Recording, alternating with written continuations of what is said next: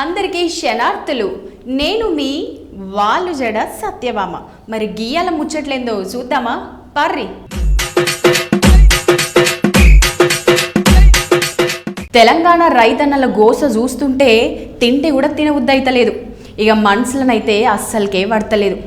ఆరుగాలం కష్టపడి పండించిన వరి ధాన్యం కళ్ళల్లో పోసి ఎండబెట్టేసరికి ఎవరో తరుముకొచ్చినట్లు వాన దంచి కొట్టబట్టే మళ్ళా దడిసిన వడ్లను ఎండబెట్టక తప్పకపాయే.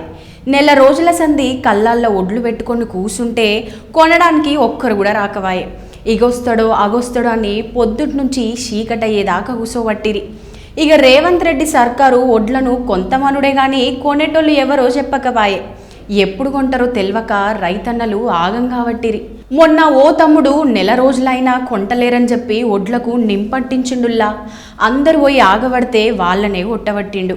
ఇక పోరనికి ఎంత బాధ ఉంటే అట్లా చేస్తాడు చెప్పుర్రి.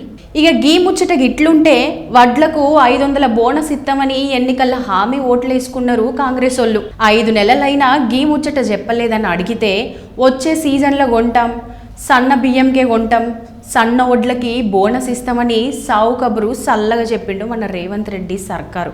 గప్పుడేమో ఒడ్లకు 500 బోనస్ అన్నారు కదా, మీకు కూడా ఎరికేగి ముచ్చట. మరే ఇప్పుడేంది ఇట్లా అంటున్నారు? 90% దొడ్డు ఒడ్లను పండిస్తున్నారు రైతులు. 10% పండించే సన్నొడ్లకు 500 బోనస్ ఇస్తామంటే ఏమనాలకి కాంగ్రెస్ వాళ్ళని చెప్పుర్రి మీరే.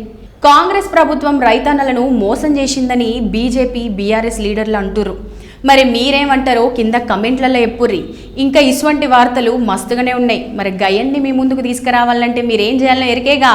మా ఛానల్ని లైక్ చేయరి, షేర్ చేయరి, సబ్స్క్రైబ్ చేయరి, కమెంట్ చేయరి, గట్లనే గంట కూడా కొట్టురి. పోయేస్తాం వల్ల నేను మీ వాళ్ళు జడ సత్యభామ.